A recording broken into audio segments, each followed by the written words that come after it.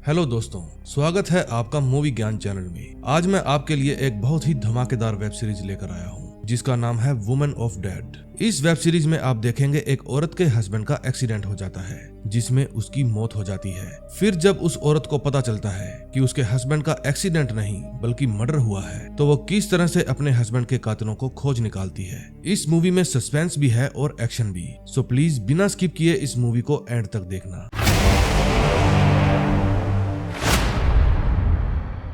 Movie की शुरुआत में हम एक फ्यूनरल पार्लर को देखते हैं जिसमें एना नाम की लेडी अपने हेल्पर यूसुफ के साथ मिलकर एक बॉडी को फ्यूनरल के लिए तैयार कर रही थी। एना मुर्दों से बात भी कर सकती थी। यहाँ जो बॉडी पड़ी थी ये ताबूत से कुछ सेंटीमीटर लंबी थी। फिर वो बॉडी से उसके पांव काटने के लिए इजाजत लेती है।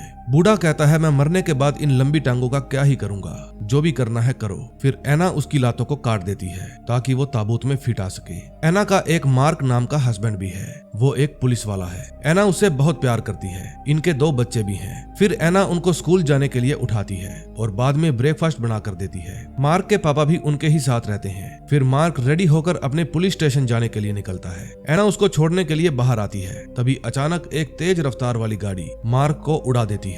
ये देखकर एना सुन्न हो जाती है। फिर वो भाग कर जाती है और मार्क को संभालती है। मार्क बुरी तरह से जख्मी था। जिसकी गाड़ी से ये एक्सीडेंट हुआ था वो ये सब कुछ अपनी कार में बैठा बैठा देख रहा था। फिर वो अपनी गाड़ी भगा लेता है। फिर मार्क को हॉस्पिटल ले जाया जाता है। वहाँ उनसे मिलने के लिए मार्क का दोस्त रिकी आता है, वो भी एक पुलिस वाला था। रिकी कहता है कि मुझे लगा तुम लोग छुट्टी पर हो, क्योंकि मार्क ने कल ही छुट्टी के लिए अप्लाई किया था। एना को तो इस बात का पता भी नहीं था। तभी वहाँ पर डॉक्टर आता है और बताता है कि हम मार्क को नहीं बचा सके। ये बात सुनकर सब लोग रोने लगते हैं। फिर नेक्स्ट डे उसका फ्यूनरल किया जाता है। फ्यूनरल में सब लोग एना को तसल्ली देते हैं। फिर एना मार्क के दोस्त रिकी को कहती है मुझे जल्द से जल्द उस गाड़ी का पता लगा कर दो। रिकी कहता है मैं उसे ढूंढ लूंगा, ये मेरा वादा है। फिर वहाँ मिस्टर थैलर आते हैं और कहते हैं बहुत ही मनहूस जगह है ये। एना अपनी बेटी को बताती है कि जब से इसकी बेटी गायब हुई है तब से ही ये इस तरह के हो गए हैं। फिर मार्क के साथ ही उसकी याद में एक होटल में मीटअप रखते हैं। वहाँ होटल की मालकिन मिसिस जोहान भी आई थी। जोहान का सपना है इस इलाके में ज्यादा से ज्यादा टूरिस्ट को बढ़ावा देना।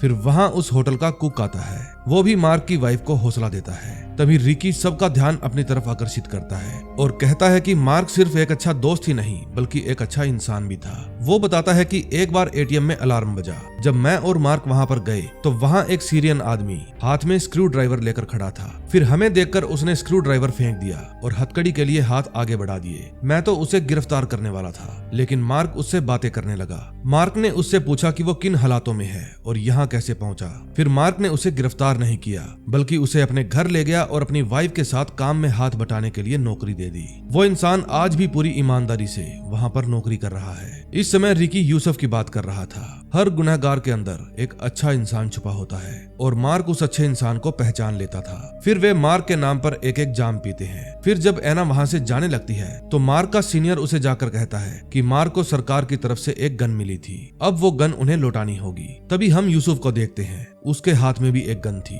फिर वो उस गन को छुपा देता है। कुछ दिन बाद एना गैस स्टेशन पर बने स्टोर में जाती है और वहाँ से कुछ सामान लेती है। तभी उसकी नजर वहाँ पर लगे सीसीटीवी पर जाती है। फिर वो पूछती है क्या हाल ही में यहाँ पर कोई पुलिस वाला पूछताछ करने के लिए आया था। वो औरत मना कर देती है। फिर वो गुस्से में पुलिस स्टेशन जाती है और मार्क के सीनियर को कहती है गैस स्टेशन पर लगे सीसीटीवी कैमरे सीधा रोड की तरफ है, वहाँ अब तक पूछताछ के लिए कोई क्यों नहीं गया। मैं मीडिया में जाकर बात करूंगी, क्या आप लोग तभी काम करेंगे। फिर उसके जाने के बाद वो फोन करके ये बात किसी और को बताता है। तभी रात को हम देखते हैं उस ब्लैक रेंज रोवर का मालिक जिससे मार्क का एक्सीडेंट हुआ था उस गाड़ी को ठीक करने के लिए एक वर्कशॉप में भेज देता है। नेक्स्ट डे मार्क के फादर एना के पास जाते हैं और उससे पूछते हैं क्या कर रही हो। वो बताती है कि मार्क की गन ढूंढ रही हूँ, पता नहीं कहाँ चली गई। फिर वो अपने बेटे की ड्रेस जमीन से उठाकर बेड पर रख देता है। चेकिंग के दौरान एना को उसके हस्बैंड की पॉकेट से 2 स्लिप मिलती है। एक स्लिप थी मिल्क की और दूसरी थी toll station bed and half की। तभी यूसुफ के पास एक मैकेनिक का फोन आता है। फिर एना उस मैकेनिक से मिलने जाती है। वो मैकेनिक कहता है कि अगर आप चाहो तो मैं इस बाइक को फिर से पहले जैसा कर दूंगा, आपको 1 भी रुपया देना नहीं पड़ेगा, पैसे इंश्योरेंस वाले देंगे। एना उसकी बाइक ठीक करने के लिए हाँ कह देती है। फिर वो एक रेस्टोरेंट में जाकर रिकी से मिलती है और पूछती है क्या मार्क मुझे धोखा दे रहा था। वो पूछता है तुम्हें ऐसा क्यों लगता है। एना कहती है कि उसकी पॉकेट से एक मिल्क स्लाइस का रैपर मिला है जबकि उसको दूध से एलर्जी थी। रिकी कहता है एक रैपर से ये साबित नहीं होता कि उसका कहीं अफेयर चल रहा था। मार्क किसी और लड़की की तरफ देखता भी नहीं था। फिर जब वो अपने घर जाती है तो उसके फादर इन लॉ उससे पूछते हैं कि टिम कहाँ है। फिर वो भागकर उसे स्कूल से लेने जाती है, लेकिन टिम पैदल ही घर पहुंच जाता है। फिर वो अपने बेटे से माफी मांगती है क्योंकि आज वो उसे लाना भूल गई थी। तभी वहाँ एक लड़का आता है। वो कहता है मैं आपकी बेटी नैला की क्लास में पढ़ता हूँ, आज वो स्कूल नहीं आई इसलिए मैं उसका होमवर्क देने के लिए आया हूँ। फिर वो अपनी बेटी के पास जाती है और पूछती है क्यों, बुखार उतर गया जो यहाँ खेलने आ गई, तुम आज स्कूल में क्यों नहीं गई। नैला कहती है मुझे नहीं जाना पादरी की बकवास क्लास में, मुझे पापा चाहिए वरना मैं स्कूल नहीं जाऊंगी।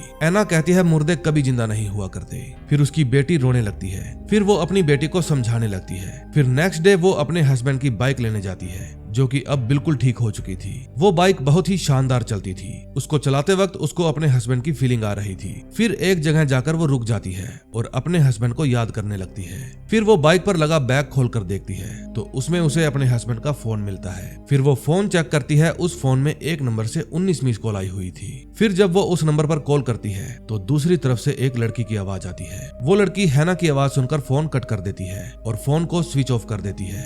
फिर एना उसकी लोकेशन का पता लगाकर उस जगह पर जाने लगती है। चलते चलते वो एक जंगल में पहुंच जाती है। उस लोकेशन पर एक घर बना हुआ था। फिर वो घर के अंदर झांक कर देखती है तो वहाँ कोई भी नहीं था। तभी वहाँ एक लड़की आती है। एना उससे पूछती है क्या तुम मार्क को जानती हो। ये बात सुनकर वो लड़की भागने लगती है। फिर एना उसका पीछा करती है। वो काफी देर तक उसका पीछा करती है। फिर वो लड़की थककर रुक जाती है और पूछती है क्या चाहिए तुम्हें। एना कहती है मैं मार्क की वाइफ हूँ, मैं जानना चाहती हूँ क्या चल रहा है। वो लड़की पूछती है मार्क क्यों नहीं आया। एना बताती है मार्क का एक्सीडेंट हो गया है, एक गाड़ी उसको टक्कर मारकर चली गई। उस लड़की का नाम डुंजा था। वो कहती है मार्क का एक्सीडेंट नहीं हुआ बल्कि उसे मारा गया है। एना कहती है किसने मारा। डुंजा कहती है मैंने मार्क को सब कुछ बताया था इसीलिए वो मारा गया, प्लीज तुम मत पूछो। फिर वो जोर जोर से रोने लगती है। अब नेक्स्ट एपिसोड में देखते हैं क्या होगा। सेकंड एपिसोड में हम देखते हैं डुंजा के साथ दो और लड़कियां 2 नंबर में ऑस्ट्रिया आई थी। फिर उनको पीने के लिए पानी दिया जाता है और पानी पीते ही वे बेहोश हो जाती है। फिर जब डुंजा को होश आता है तो वो देखती है वहाँ पर कुछ लोग जिन्होंने अलग अलग जानवरों के मुखौटे पहने हैं वहाँ पर लाई हुई लड़कियों के साथ कैनिबल सेक्स कर रहे हैं। फिर डुंजा अपना हाथ छुड़ा लेती है और वहाँ से भाग जाती है।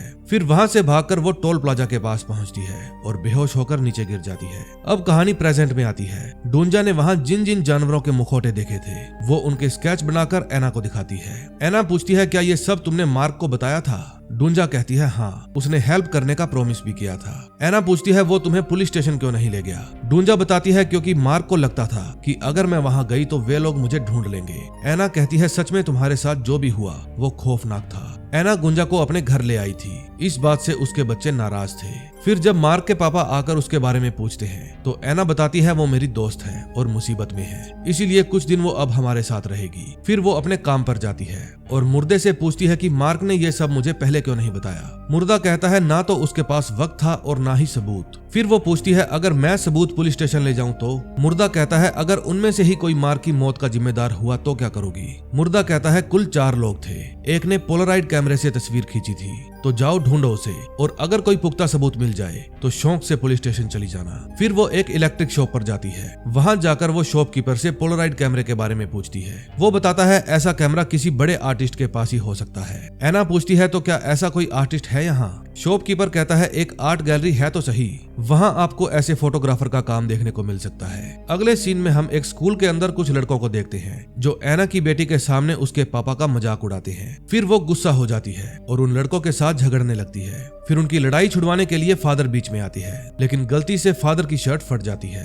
फिर कुछ देर बाद वहाँ पर एना आती है और अपनी बेटी के बर्ताव के लिए प्रिंसिपल से माफी मांगती है। उस समय फादर भी वहीं पर थे। फिर एना की नजर फादर की बाजू पर बने निशान पर जाती है। प्रिंसिपल बताती है आपकी बेटी बहुत कम क्लास अटेंड करती है। फादर कहते हैं इसका कारण भरोसे की कमी भी हो सकता है। फिर नैला कहती है लेक्चर देना बंद करो। फिर एना उसको बाहर ले जाकर डांटती है। अब शाम को वे सब रिकी के घर जाते हैं। खाना खाते समय नैला रिकी से पूछती है क्या अब तक आपको उस गाड़ी का या उस ड्राइवर का पता चला। रिकी कहता है नहीं, मैंने 12 से ज्यादा गाड़ियां चेक की है लेकिन अभी तक कुछ भी पता नहीं चला। फिर रिकी अकेले में एना से पूछता है मैंने सुना है तुम लोगों से पूछताछ कर रही हो, तुम चिंता छोड़ दो, हम अपना काम कर रहे हैं। तभी वहाँ रिकी की वाइफ आ जाती है। वो एना को पसंद नहीं करती थी क्योंकि उसे शक था कि उसका उसके पति के साथ कुछ चल रहा है। फिर अगले दिन सुबह जब मार्क के पापा धोने वाले कपड़े इकट्ठे कर रहे थे तो उन्हें डूंजा के रूम में एक टी शर्ट मिलती है।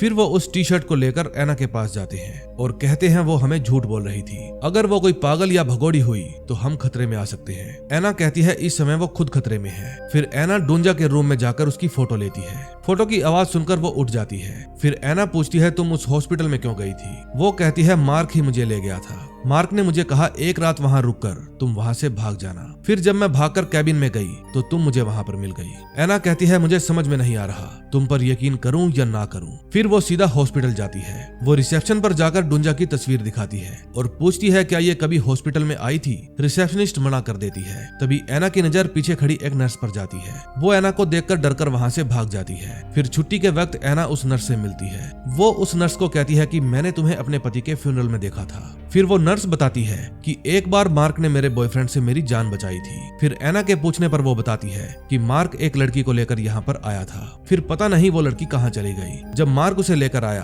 तो वो बहुत डरी हुई थी। मैंने उससे बात करने की भी कोशिश की लेकिन उसने मुझसे बिल्कुल भी बात नहीं की। मार्क उसे मेरे ही पास लेकर आया था। प्लीज किसी को बताना मत वरना मेरी नौकरी चली जाएगी। फिर वो उस टोल गेट पर जाने लगती है जिसकी रिसिप्ट मार्क की पॉकेट में से मिली थी। फिर टोल गेट पर जाकर वो वहाँ पर बैठे आदमी को डूंजा की तस्वीर दिखाती है और पूछती है मुझे इसके बारे में जानकारी चाहिए। वो आदमी कहता है मैंने इसको कभी नहीं देखा। फिर एना उसे सीसीटीवी दिखाने को कहती है। वो आदमी कहता है कि एक लड़की आई तो थी, वो उस जंगल से आई थी और आधे कपड़ों में थी। एना कहती है जो पुलिस वाला यहाँ पर उसे लेने आया था क्या तुमने उनकी बातें सुनी? वो आदमी कहता है मैं अपने काम से काम रखता हूँ, जाओ यहाँ से। फिर एना वहाँ से चली जाती है। उसके जाते ही वो आदमी अपने ऑफिस में जाता है और उस रात की वो फुटेज डिलीट कर देता है। दूसरी तरफ डूंजा एक बैग में कुछ सामान डालती है और फिर बाहर जाकर एक गाड़ी में बैठकर उस गाड़ी को चुराने की कोशिश करती है लेकिन तभी वहाँ यूसुफ आ जाता है और उसे पकड़ लेता है। फिर वहाँ पर मार्क के पापा आते हैं और उसे अंदर चलने को कहते हैं। दूसरी तरफ एना एक आर्ट गैलरी में जाती है। वहाँ जाकर वो ओनर से पूछती है क्या आप पोलराइड फोटोग्राफर्स को भी मौका देती हैं? वहाँ की ओनर बताती है कि इस इलाके में सिर्फ एक ही ऐसा फोटोग्राफर है और उसका नाम है एडविन। पास में ही उसका खुद का स्टूडियो है। फिर वो बाहर जाकर नेट से एडविन की तस्वीर निकालती है। फिर जब वो अपने घर पर जाती है तो उसे पता चलता है कि डूंजा चोरी कर भागने की कोशिश कर रही थी। फिर वो डूंजा के रूम में जाती है। डूंजा उसे सॉरी कहती है। फिर एना डूंजा को एडविन की फोटो दिखाती है और पूछती है क्या तुम इसको जानती हो? डूंजा कहती है यही हमें लेने आया था एक बड़ी सी गाड़ी में, तुम इसे खोजने मत जाना, ये अच्छा आदमी नहीं है। फिर वो अपने लॉकर में से एक शॉटगन निकालती है। उसके बाद वो एडविन को कॉल करके उसके काम की तारीफ करती है और उसको अपना प्राइवेट फोटोशूट करवाने के लिए कहती है। एडविन कहता है कल सुबह ही आ जाओ, उसके बाद मैं कुछ दिनों के लिए बाहर जा रहा हूँ। नेक्स्ट डे एना एडविन की बताई हुई जगह पर पहुंच जाती है। तभी उसे एडविन मिल जाता है और अंदर जाने को कहता है। एडविन मिसिस जोहाना शिनबर्न का बेटा था और उस समय वो अपनी माँ से ही बात कर रहा था। तभी एना अपने पर्स से रिकॉर्डर निकालकर रिकॉर्डिंग ऑन कर देती है। इतने में एडविन वहाँ आ जाता है। फिर वो एडविन के काम की तारीफ करने लगती है। एडविन उससे पूछता है क्या आप अपना कॉस्ट्यूम लेकर आई हैं? एना कहती है हाँ। फिर वो अपने कपड़े चेंज करने के लिए चली जाती है। तभी एडविन अचानक से जाकर उसकी फोटो खींच लेता है और फिर वो एक के बाद एक अलग अलग अंदाज में उसकी फोटो खींचने लगता है। एना कहती है मैं तुम्हें मेरी फैंटेसी बताती हूँ, कई बार मुझे ऐसा लगता है कोई इंसान जिसने किसी जानवर का मुखौटा पहना है वो मुझे नोच रहा है। ये बात सुनकर एडविन कहता है नहीं, मैं इस तरह का इंसान नहीं हूँ। एना कहती है मुझे एक लड़की ने बताया है कि ये तुम्हारा ही अंदाज है। उस लड़की का नाम डूंजा है और उसने तुम्हें पहचान लिया है। वो कहता है मैं ऐसी किसी लड़की को नहीं जानता। फिर वो एना के ऊपर हमला कर देता है और कहता है तुम्हें अंदाजा भी नहीं है तुम किससे पंगा ले रही हो। फिर वो एना को खूब पीटता है। फिर एना के हाथ एक स्टैचू लग जाता है और वो उससे एडविन के सिर पर वार करती है। फिर वो एडविन को शॉक लगा देती है और पूछती है किसने मारा मेरे पति को। अब नेक्स्ट एपिसोड में देखेंगे क्या होगा। लास्ट एपिसोड में एना ने एडविन को कुछ ज्यादा ही झटके दे दिए थे, इसलिए वो बेहोश हो जाता है। फिर वो उसको ताबूत में डालकर अपनी कार में रख देती है और अपने घर ले जाने लगती है। रास्ते में एडविन खूब चिल्लाता है मुझे छोड़ दो, लेकिन एना म्यूजिक की आवाज तेज कर लेती है। लेकिन जब वो फिर भी नहीं मानता तो वो अपनी गाड़ी को रोककर उसे फिर से शॉक देती है और अगेन बेहोश कर देती है। फिर वो उसको अपने वर्क प्लेस पर ले जाती है। फिर रात को डिनर करने के बाद जब वो उसके पास आती है तो देखती है उसकी तो हमेशा के लिए बोलती बंद हो हो गई थी। फिर वो उसे होश में लाने की कोशिश करती है लेकिन असफल रहती है। फिर वो उसकी पॉकेट से सारा सामान निकालती है और उसके फोन को अनलॉक करने की कोशिश करती है। फोन अनलॉक करने के बाद वो उसकी फेस आईडी ऑफ कर देती है। अब उसकी सबसे बड़ी चिंता ये थी उस बॉडी को ठिकाने लगाना। फिर वो उसकी बॉडी पार्ट्स अलग करके वहां पर ताबूत में पड़ी बॉडी के नीचे छुपा देती है। फिर अगले दिन सुबह वो चाय लेकर डूंजा के पास जाती है। वो डूंजा से पूछती है तुम ऑस्ट्रिया में क्या करने आई थी? वो बताती है मैं तो बस यहाँ पर कुछ काम करके थोड़े पैसे कमाना चाहती थी। फिर वो डूंजा को वही फोटो दिखाती है और पूछती है क्या उन आदमियों के शरीर पर ऐसे ही निशान थे? डूंजा कहती है प्लीज आप ये सब कुछ बंद कर दो। थोड़ी देर बाद जब एना अकेली बैठी थी तो उसे अपने पति की याद सताने लगती है। फिर वो उनके मुखौटों की ड्राइंग निकालती है और उनमें से एक ड्राइंग फाड़ देती है। लेकिन तभी उसे ध्यान आता है कि एडमिन का वो कैमरा जिसमें वो एना की फोटो खींचा करता था वहीं पर रह गया। फिर वो अपनी गाड़ी उठाती है और वो कैमरा लेने जाती है। वो छुपते छुपाते उस बिल्डिंग के अंदर चली जाती है। वो कैमरा उसे बिल्डिंग के अंदर ही मिल जाता है लेकिन वहाँ एडविन की माँ भी आई हुई थी। फिर वो उसकी माँ की आवाज सुनकर छुप जाती है। फिर उसकी माँ के जाने के बाद वो कैमरा को लेकर वहाँ से निकल जाती है। दोपहर को उसे एक ताबूत की डिलीवरी देनी थी। फिर जब वे उस ताबूत को उठाकर गाड़ी में रखते हैं तो ड्राइवर कहता है इसमें इतना भारी कौन है, मैं इसके एक्स्ट्रा पैसे लूंगा। फिर जब वो अपने घर जाती है तो डूंजा बताती है वो ग्रे कार कल भी यहाँ खड़ी थी। एना कहती है डरने की जरूरत नहीं, यहाँ अक्सर ऐसी कारें खड़ी रहती है। फिर डूंजा पूछती है उस आदमी का क्या हुआ जो काली गाड़ी में था? एना कहती है वो डरकर भाग गया, तुम चिंता मत करो, तुम यहाँ सेफ हो। फिर एना उस कैमरे को अपने लैपटॉप के साथ कनेक्ट करती है और उसमें मौजूद अपनी सारी फोटोज डिलीट कर देती है। उस कैमरे में कुछ और भी फोल्डर थे जिनमें उसे पादरी की फोटो मिलती है। फिर वो उस फोटो का प्रिंट निकालकर डूंजा को दिखाती है। डूंजा कहती है मुझे नहीं पता, उन्होंने मास्क पहने हुए थे। फिर वो फादर के पास कॉल करती है और कहती है उस दिन जो भी हुआ उसके लिए मेरी बेटी आपसे माफी मांगना चाहती है। फादर कहते हैं इसकी कोई जरूरत नहीं, मैं सब कुछ भूल चुका हूँ। उसकी आवाज सुनकर डूंजा कहती है शायद इसने खरगोश वाला मुखौटा पहना था। फिर एना अपनी बेटी को फादर के पास लेकर जाती है ताकि वो अपने बुरे बर्ताव के लिए उनसे माफी मांग सके। फादर कहते हैं कन्फेशन के लिए आया करो, इससे सभी पाप धुल जाते हैं। एना पूछती है फादर क्या सभी तरह के पाप? वो कहते हैं हाँ, ईसाई धर्म तो बना ही माफी के सिद्धांत पर है। एना कहती है लेकिन मैं तो अपने पति के कातिल को बिल्कुल माफ नहीं करूंगी। फिर जब रात होती है तो एना एडविन की कार की चाबी लेती है और उसकी कार उठाकर चर्च के सामने पार्क कर देती है। फिर जब सुबह फादर चर्च से बाहर आते हैं तो वो उस कार को देखकर हैरान हो जाते हैं। फिर वो एडविन के पास मैसेज करते हैं एडविन ये क्या है? एना जवाब देती है बाकियों से पूछो। फिर रात को एना चर्च बंद होने के समय चर्च में जाती है और छुप जाती है।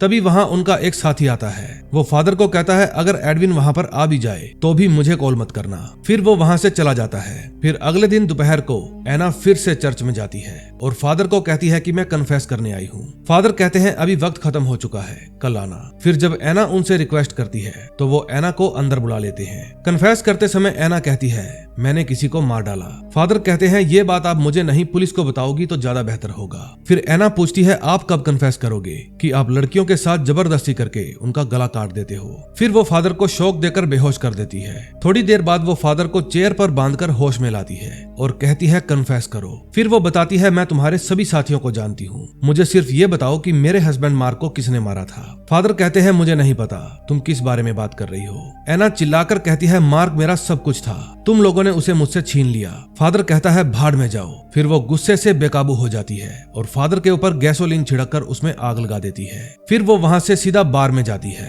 वहाँ उसको रिकी मिलता है। रिकी कहता है मैंने सोचा नहीं था तुम मुझे यहाँ मिलोगी। फिर थोड़ी देर बाद वे दोनों टल्ली होकर बार से बाहर निकलते हैं। ये दोनों एक दूसरे को पसंद करते थे। फिर नशे की हालत में ये एक दूसरे के काफी करीब आ जाते हैं। तभी एना ऐन मौके पर खुद को संभाल लेती है और कहती है ये सही नहीं है। ये कहकर वो कार से उतरकर चली जाती है। फिर जब वो अपने घर जाती है तो उसके ससुर उससे पूछते हैं आज पीकर आई हो, और वो भी इतना लेट। एना कहती है अगर आपको कोई प्रॉब्लम है तो आप चले जाइए यहाँ से। उसका ससुर कहता है शायद मुझे ऐसा ही करना होगा। फिर वो एना को बताते हैं कि तुम्हारी फ्रेंड डूंजा यहाँ से चली गई है। एना कहती है आपने उसे रोका क्यों नहीं? उसके ससुर कहते हैं मुझे तो पता भी नहीं था, शायद यूसुफ ने उसको पैसे दिए थे। फिर वो यूसुफ से जाकर पूछती है कहाँ गई वो कहता है मुझे नहीं पता। एना कहती है वो यहाँ सेफ थी, अब उसकी जान खतरे में है। फिर नेक्स्ट डे जब वो अपने घर से बाहर निकलती है तो अपने घर के सामने एक ग्रे गाड़ी को देखती है। फिर वो अपना कैमरा ऑन करती है और गाड़ी की तरफ भागती है, लेकिन वो गाड़ी वाला गाड़ी भगाकर ले जाता है। फिर एना स्कूल में जाती है क्योंकि वहाँ पर सभी बच्चे और पेरेंट्स फादर को श्रद्धांजलि देने आए थे। तभी एना की नजर फादर की फोटो पर बने एक लोगो पर पड़ती है। वो पूछती है ये किस चीज का निशान है। फिर एक स्टूडेंट बताता है कि ये बैड एनिन ऑफ स्काउट्स का प्रतीक है। फिर एना भागकर बाहर जाती है और वोमिट कर देती है, क्योंकि अब उसे लग रहा था कि उसने फादर को गलत ही मार दिया। तभी वहाँ पर बैठा शेफ पूछता है सब कुछ ठीक तो है। एना कहती है हाँ मैं ठीक हूँ। तभी वहाँ पर रिकी आ जाता है। जब वो एना का हालचाल पूछता है तो उसकी वाइफ वहाँ से चली जाती है। एना कहती है कुछ दिनों से एक कार मेरा पीछा कर रही है, मेरे पास उस कार का नंबर है, क्या तुम उसका पता लगा सकते हो? रिकी कहता है हाँ तुम वो नंबर सेंड कर देना। फिर जब वो अपने घर जाती है तो देखती है सारा घर बिखरा पड़ा था। यूसुफ बताता है कि जब मैं यहाँ पर आया तो एक कार यहाँ से गुजर रही थी, ग्रे कलर की वोल्वो थी। एना का ससुर कहता है शायद उसका उस लड़की के साथ कुछ लेना देना होगा, मैं पुलिस को बताने जा रहा हूँ। लेकिन एना मना कर देती है। वो कहती है पहले हम चेक करेंगे कि कुछ चोरी तो नहीं हुआ। उसकी बेटी नेला कहती है सुपर आइडिया, हमें चोरों को एक और मौका देना चाहिए। फिर रात को जब वो मुर्दे को सजा रही थी तो वो मुर्दे से पूछती है कि शायद मैंने गलत आदमी को मार डाला। मुर्दा कहता है किसी को भी मारना तुम्हारे लिए गलत ऑप्शन था। तभी रिकी का मैसेज आता है, उसमें लिखा था कि वो कार शिनबोर्न केबल कार लिमिटेड के नाम से रजिस्टर थी। फिर एना कहती है वो मिसिस शिनबोर्न थी, उन्होंने ही किसी को मुझ पर नजर रखने के लिए भेजा था। मुर्दा कहता है जरूर वो कुछ जानती होगी। अब नेक्स्ट एपिसोड में देखेंगे वो क्या जानती थी। 4th एपिसोड में हम देखते हैं एना अपने बच्चों को जब स्कूल में छोड़ने जाती है तब वो गौर करती है कि वो ग्रे कलर की कार अभी भी उसका पीछा कर रही है, लेकिन ये कोई और कार थी। दूसरी तरफ मिसिस शिनबोर्न पुलिस स्टेशन जाती है और अपने बेटे के बारे में पूछती है। कमिश्नर कहता है आपके बेटे की कार चर्च के बाहर मिली थी, कहीं उसका पादरी की मौत के साथ कोई लेना देना तो नहीं? मिसिस शिनबोर्न कहती है बिल्कुल भी नहीं। कमिश्नर कहता है कि जिस तरह से पादरी वाले केस की इन्वेस्टिगेशन चल रही है, मुझे डर है कहीं तुम लोगों के साथ मैं भी ना फंस जाऊं। तभी यूसुफ सीसीटीवी कैमरास लेकर आता है। एना पूछती है ये किस लिए है? यूसुफ कहता है ताकि अगली बार कोई चोर आए तो उसका पता चल सके। एना कहती है नहीं, ये तुम मुझ पर नजर रखने के लिए लेकर आए हो। यूसुफ कहता है मैं ऐसा क्यों करूंगा, क्या तुम कुछ छुपा रही हो? तभी एडविन के फोन पर एक मैसेज आता है। ये मैसेज उसके ग्रुप में आया था कि खरगोश को जला दिया गया है। तभी एक और मैसेज आता है कि ग्रुप में बात मत करो बेवकूफ। एना कहती है इसका मतलब फादर भी उनके ही साथ मिला हुआ था और उसने ही खरगोश वाला मुखौटा पहना था। मुर्दा कहता है मुझे तो लगता है वो शेफ भी उनके साथ मिला हुआ है। अगले सीन में हम देखते हैं वही ग्रे कार वाला आदमी टीम के स्कूल में जाता है। वो कहता है बेटा आज तुम्हारी मॉम थोड़ी बिजी थी, इसलिए उन्होंने तुम्हें लाने के लिए मुझे भेजा है, मैं उनका दोस्त हूँ। टिम कहता है मैं आपको नहीं जानता। फिर वो आदमी उसे एक बुक दिखाता है। टिम कहता है ऐसी ही बुक मेरे पास भी है। फिर वो आदमी उसे बहला लेता है और अपने साथ ले जाता है। उनको जाते हुए स्कूल में काम करने वाला एक आदमी देख लेता है। उस समय एना मिसिस शिनबोर्न के ऊपर नजर रखे हुई थी। फिर उसको पता चलता है कि कुक और मिसिस शिनबोर्न इन दोनों का आपस में कुछ चल रहा है। तभी एना के पास उसके ससुर का फोन आता है। वो कहते हैं टिम को लाने का समय हो गया है। एना कहती है मैं अभी निकलती हूँ। फिर स्कूल में जाकर वो उसी आदमी से पूछती है क्या टिम ऊपर है? वो कहता है नहीं, टिम तो कब का जा चुका। एक अधेड़ उम्र का आदमी उसे लेने आया था, उसके पास ग्रे कलर की कार थी। फिर वो गुस्से में सीधा मिसिस शिनबोर्न के पास जाती है। वहाँ जाकर वो उससे पूछती है मेरा बेटा कहाँ है? मुझे पता है तुम लोगों ने ही उसे किडनैप किया है। शिनबोर्न कहती है अब पता चला किसी माँ का बेटा खो जाए तो क्या महसूस होता है। तुम्हारा बेटा बिल्कुल ठीक है, अब क्या तुम बताओगी मेरा बेटा कहाँ है? एना कहती है मुझे कैसे पता होगा। फिर वो एना को उसकी फोटो दिखाती है। एना पूछती है ये तुम्हें कैसे मिली? मिसिस शिनबोर्न कहती है किस्मत से क्लाउड का जमाना है। अब तुम मुझे ये बताओ कि क्या हुआ था, क्योंकि जब मैं मेरे बेटे से बात कर रही थी तो तुम ही वहाँ आई थी। उसके बाद से उसको किसी ने भी नहीं देखा। एना कहती है तुम्हारा बेटा जानवर था, उसने कई लड़कियों की जिंदगी बर्बाद की। ये बात तुम अच्छे से जानती हो। बेहतर होगा ये राज राज ही रहे, वरना तुम्हारी कंपनी की इज्जत मिट्टी में मिल जाएगी। अब जल्दी से बताओ मेरा बेटा कहाँ है, वरना मैं तुम पर सेक्सुअल हैरेसमेंट का केस कर दूंगी। फिर वो उसके बेटे का एड्रेस बता देती है। उस एड्रेस पर वो आदमी टिम के साथ बातें कर रहा था। फिर जब वो देखता है कि एना आ गई है तो वो टिम को कहता है मैं वॉशरूम होकर आता हूँ। फिर वहाँ पहुंचकर एना अपने बेटे से पूछती है वो आदमी कहाँ गया? टिम कहता है वॉशरूम। फिर एना उसे ढूंढने के लिए जाती है, लेकिन वो नहीं मिलता। तभी स्कूल में जब नेला अपने फ्रेंड के साथ बैठी थी तब उसके पास वही लड़का आता है जिसकी उसके साथ फाइट हुई थी। वो लड़का उसको बंकर पार्टी में इनवाइट करता है और कहता है क्या तुम अपने साथ फॉर्मल डाइहाइड लेकर आ सकती हो, वही जो मुर्दों की बॉडी पर लगाते हैं, उससे बहुत सही नशा होता है। अगर तुम ले आई तो तुम पूरी पार्टी में छा जाओगी। तभी घर जाकर एना अपने बेटे टिम को समझाती है कि आइंदा अगर तुम्हें कोई बहला फुसला कर ले जाने की कोशिश करे तो तुम उसकी बातों में मत आना और वहाँ से भाग जाना। फिर वो अपनी बेटी के रूम में जाती है, लेकिन वो वहाँ पर थी ही नहीं। दोस्तों, इन लोगों के बच्चों के बिगड़ने का एकमात्र कारण यही है कि ये लोग अपने काम में इतना बिजी हो जाते हैं कि अपने बच्चों की तरफ ध्यान ही नहीं दे पाते। अगले दिन नदी किनारे एक लड़की की डेड बॉडी मिलती है। फिर एना और यूसुफ अपनी कार में उस लड़की की डेड बॉडी लेने जाते हैं। एना पास जाकर देखती है वो डुंजा की बॉडी थी। रिकी एना से पूछता है, क्या तुम इसे जानती थी? एना कहती है, नहीं। वैसे हुआ क्या था? रिकी कहता है, हाइकिंग करते समय चट्टानों से टकरा गई होगी। ये टूरिस्ट यहाँ पर आकर खुद को फन्ने खान समझने लगते हैं। फिर वहाँ से जाते समय रिकी एना को कहता है, मैं तुमसे एक छोटी सी मुलाकात करना चाहता हूँ, जब भी तुम कहो। एना हाँ कह देती है। फिर कार में बैठकर यूसुफ कहता है, ये तुम्हारी गलती नहीं थी, मैं तो सिर्फ उसकी हेल्प करना चाहता था क्योंकि वो बाहर जाना चाहती थी। उस समय नैला घर पर अकेली थी। फिर वो फॉर्मल डाइहाइड केमिकल को एक छोटी सी बोतल में डाल लेती है और वहाँ से जाने लगती है। फिर पता नहीं उसके दिल में क्या आती है, वो बॉडी रखने वाले रूम में जाती है और एक बॉडी को देखने लगती है। फिर वो डरकर जैसे ही बाहर जाती है, उसको वहाँ पर यूसुफ मिल जाता है। फिर वो यूसुफ को कहती है, प्लीज मम्मा को मत बताना। दूसरी तरफ जब रिकी अपने घर जाता है तो उस समय उसकी वाइफ रोमांटिक मूड में उसका इंतजार कर रही थी। रिकी कहता है, आज मेरा मूड ठीक नहीं है क्योंकि नदी किनारे एक लड़की की लाश मिली है। उसकी वाइफ कहती है, यही तो तुम्हारा काम है, कोई और काम क्यों नहीं कर लेते? फिर रिकी उसको साइड में कर देता है और वहाँ से जाने लगता है। फिर उसकी वाइफ कहती है, तुम मुझसे दूर जा रहे हो। रिकी कहता है, तुम मुझे थोड़ा समय दो, मेरे ऊपर 3 केस की टेंशन है। फिर उसकी वाइफ रोने लगती है। फिर रात को एना अपने बेटे को सुलाने के बाद अपने वर्क स्पेस पर जाती है और एक बेहोशी का इंजेक्शन तैयार करने लगती है क्योंकि अब उसका अगला टारगेट शेफ था। फिर वो बाइक लेकर अपने घर से निकल पड़ती है। उसके पीछे से नेला भी अपने दोस्त को लेकर पार्टी में जाने लगती है। फिर वे उस जगह पहुंच जाते हैं जहां पार्टी चल रही थी। फिर उसका क्लासमेट वहां आता है और उससे माल वाली बोतल ले लेता है। दूसरी तरफ एना शेफ के पास पहुंच जाती है। शेफ कहता है, होटल इस समय बंद हो चुका है। एना कहती है, ड्रिंक तो होगी, क्या आप मुझे ड्रिंक पिलाएंगे? दूसरी तरफ वही ग्रे कार वाला आदमी एडविन के वर्क स्पेस पर जाता है और उस जगह की अच्छे से तलाशी लेने लगता है क्योंकि उसको मिसिस शिनबोर्न ने ही भेजा था। दूसरी तरफ पार्टी में नेला दूसरे लड़कों के साथ एंजॉय कर रही थी और ये बात उसके फ्रेंड को अच्छी नहीं लगती, इसलिए वो वहाँ से चला जाता है। होटल में शेफ एना के लिए मोजितोस बनाता है और बातों बातों में बता देता है कि इस होटल का मालिक एडविन मेरा क्लासमेट था। फिर ड्रिंक पीकर एना कहती है, एकदम परफेक्ट। शेफ कहता है, ये तो बस हाथों की कला है।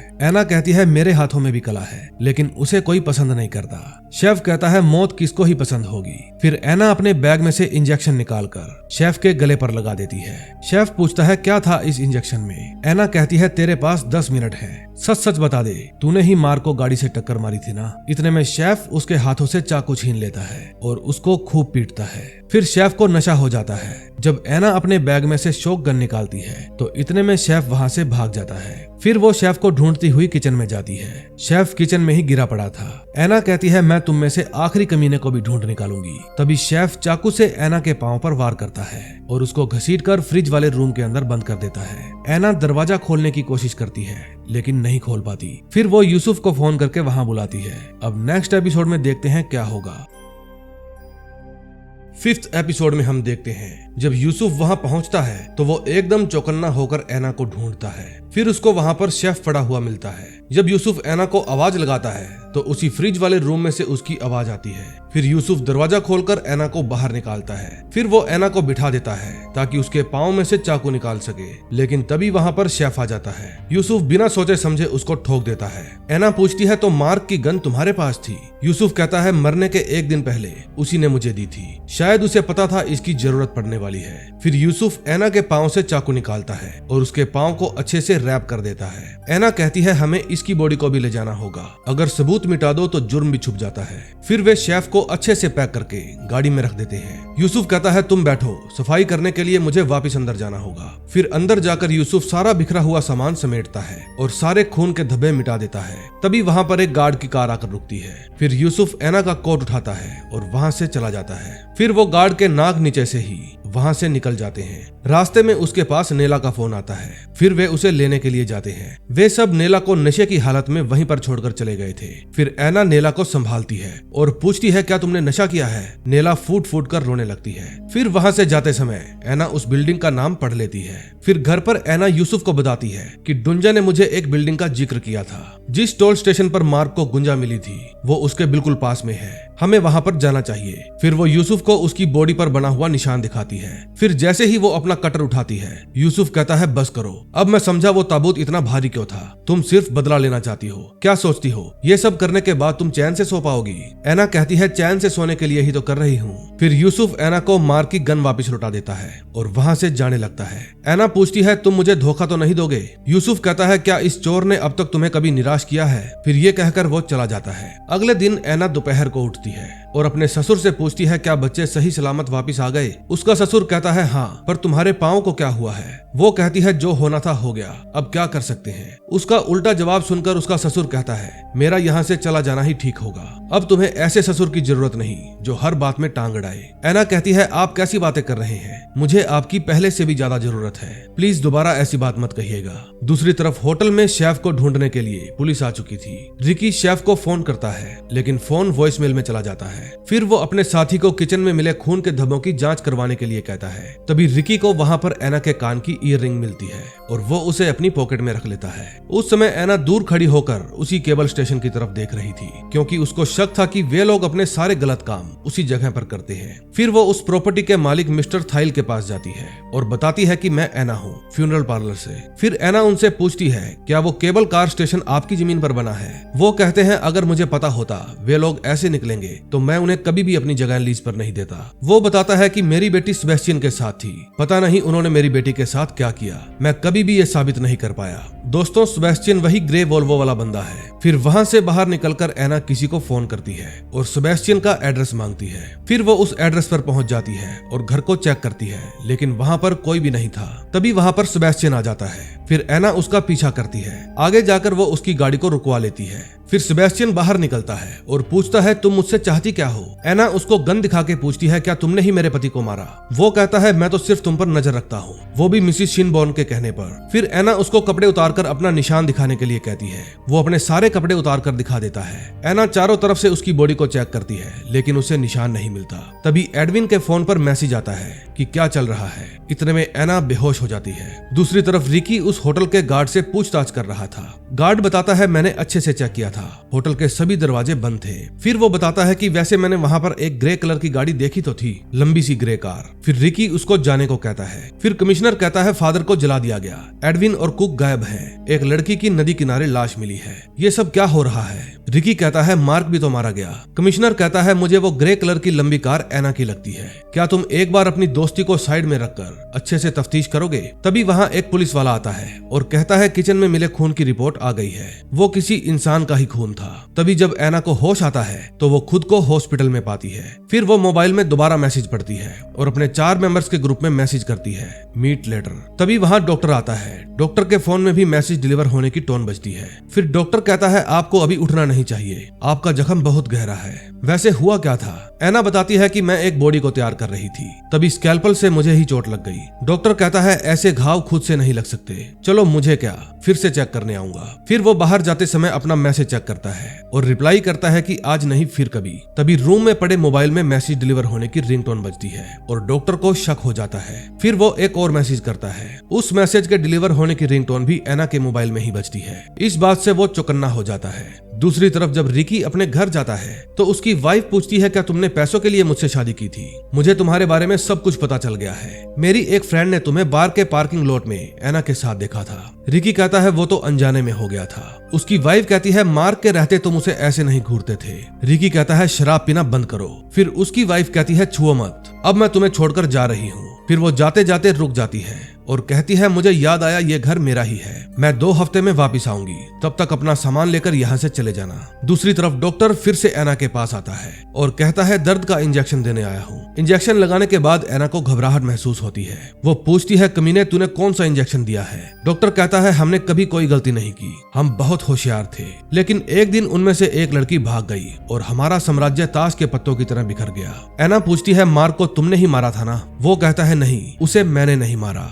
फिर वो जाते समय कहता है मैंने तुम्हें इंसुलिन की हाई डोज दी है। फिर वो वहाँ पर पड़े दोनों फोन को अपनी पॉकेट में डाल लेता है और कहता है जब तुम्हारा पति मार्क को यहाँ लाया गया तो मैं उसे बचा सकता था। फिर वो वहाँ से चला जाता है। अब एना की शुगर लो होने लगती है। फिर वो किसी तरह से वेंडिंग मशीन के पास जाती है और पास में बैठी लेडी को कोल्ड ड्रिंक लाने को कहती है। फिर वो औरत उसे जल्दी से कोल्ड ड्रिंक देती है और एना सारी की सारी बोतल पी जाती है। अब ये तो बच्चा बच्चा जानता है कि कोल्ड ड्रिंक की बोतल में कितनी शुगर होती है। तभी उसे फिर से डॉक्टर की आवाज आती है और वो वापस अपने रूम की तरफ जाने लगती है। इतने में यूसुफ भी वहां आ जाता है। फिर डॉक्टर दोबारा से एना के रूम में जाता है, ये चेक करने के लिए कि वो जिंदा है या मर गई। फिर जब वो एना को चेक कर रहा था तो उसका ध्यान ड्रिप की टूटी हुई पाइप पर जाता है। फिर एना उसी पाइप से डॉक्टर का गला घोट देती है और उसे जान से मार देती है। फिर जब यूसुफ वहां आता है तो देखकर कहता है ये क्या बकवास है। फिर वो एना को संभालता है। एना कहती है ये उनमें से आखिरी था, अब कोई नहीं बचा। फिर यूसुफ डॉक्टर की जैकेट पहनकर उसकी बॉडी को ट्रॉली में छुपाकर हॉस्पिटल से बाहर ले जाता है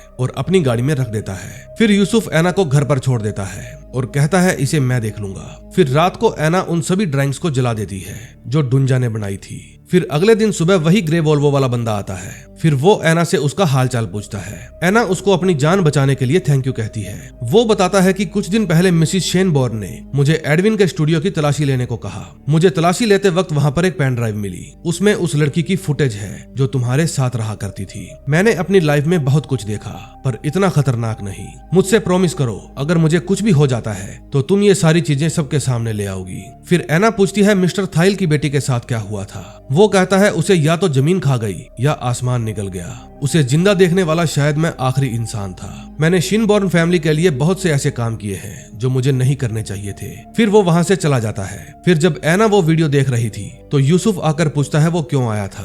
फिर वो यूसुफ को भी वो वीडियो दिखाती है। यूसुफ कहता है हमें ये वीडियो पुलिस को दिखाना चाहिए। तभी उनके घर की बेल बजती है। एना जाकर पूछती है क्या बात है ऑफिसर? ऑफिसर कहता है तुम्हें मेरे साथ पुलिस स्टेशन चलना होगा, मुझे बस तुमसे कुछ सवाल पूछने हैं। अब लास्ट एपिसोड में देखेंगे क्या होता है। लास्ट एपिसोड की शुरुआत फ्लैशबैक से होती है। मिस्टर थाइल की बेटी गायब होने से पहले उन चारों के साथ केबल कार में चक्कर लगाने गई थी। फिर उन चारों की नीयत खराब हो जाती है। वो लड़की कहती है मुझे घर जाना है। एडविन दरवाजा खोलकर कहता है शौक से जाओ। फिर वो उसको नीचे फेंकने लगता है। वो लड़की बहुत डर जाती है। फिर एडविन अपने दोस्तों को उकसाता है और कहता है अच्छा मौका है, चौका मार लो। फिर वे चारों मिलकर केबल कार के अंदर ही उसे नोच डालते हैं। मिस्टर थाइल आज भी अपनी बेटी का इंतजार कर रहे हैं। अब कहानी प्रेजेंट में आती है। एना जब पुलिस स्टेशन में बैठी थी तो ऑफिसर अपने साथ मिस वालनर को लेकर आते हैं और बताते हैं कि ये स्टेट फेडरल क्रिमिनल पुलिस से है।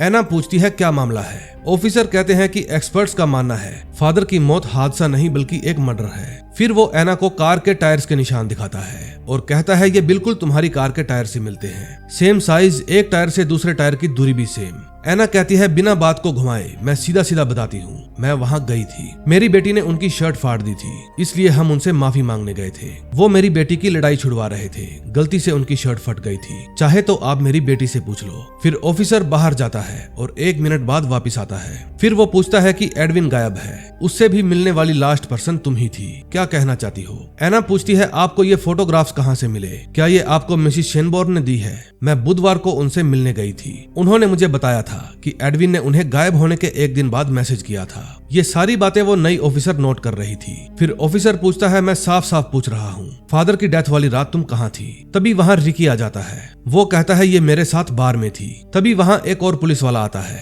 और कहता है बॉस इनकी बेटी ने कंफर्म कर दिया है। एना पूछती है क्या अब मैं जा सकती हूँ? रिकी कहता है आओ मैं तुम्हें बाहर छोड़ देता हूँ। मिस वालनर कहती है एना हमें आपका ब्लड सैंपल भी चाहिए होगा ताकि हम किचन में मिले ब्लड से मैच कर सकें। एना कहती है एनी टाइम मेरे घर पर आ जाना। फिर बाहर जाते समय रिकी पूछता है तुम्हारे पैर को क्या हुआ? एना कहती है मैं गिर गई थी। फिर रिकी उसे अपने घर में डिनर पर बुलाता है और कहता है ठीक 7:30 बजे मैं तुम्हारा इंतजार करूंगा।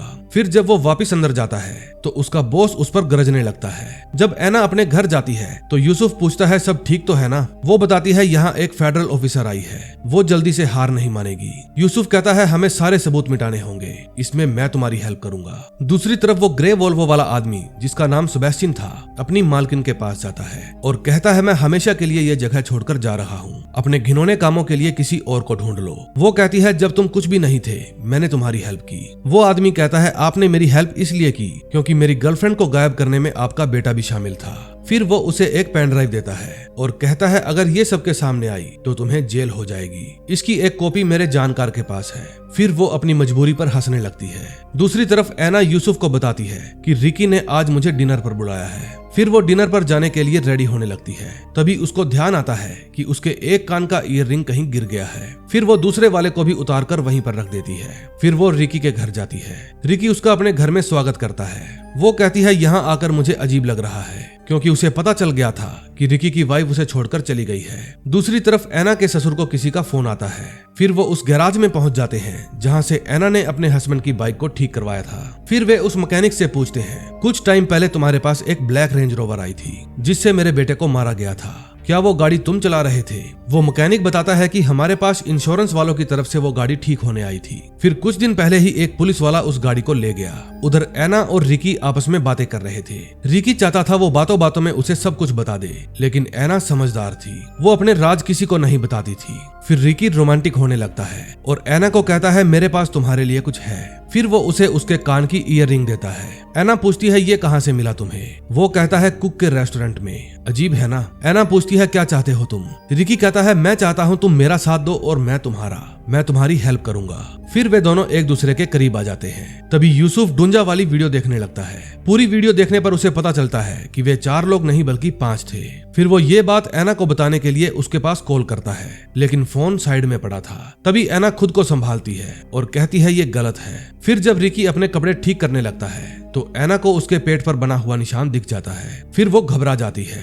दूसरी तरफ जब यूसुफ घर से बाहर आता है तो एना का ससुर उसे बताता है कि मुझे लगा वो ड्राइवर मिल गया है, लेकिन उसने बताया कि वो कार एक पुलिस वाला ले गया। मुझे तो वो पुलिस वाला रिकी लग रहा है। ये बात सुनकर यूसुफ चौंक जाता है और अपनी गाड़ी की तरफ भागता है क्योंकि उसको पता था कि एना रिकी से ही मिलने गई है। फिर एना रिकी से पूछती है तुम भी उनमें से एक हो ना? रिकी बताता है तुम्हारे पति ने मुझे उस टोल से ही कॉल करके सब कुछ बता दिया था। एना पूछती है क्या तुमने ही मेरे पति को मारा था?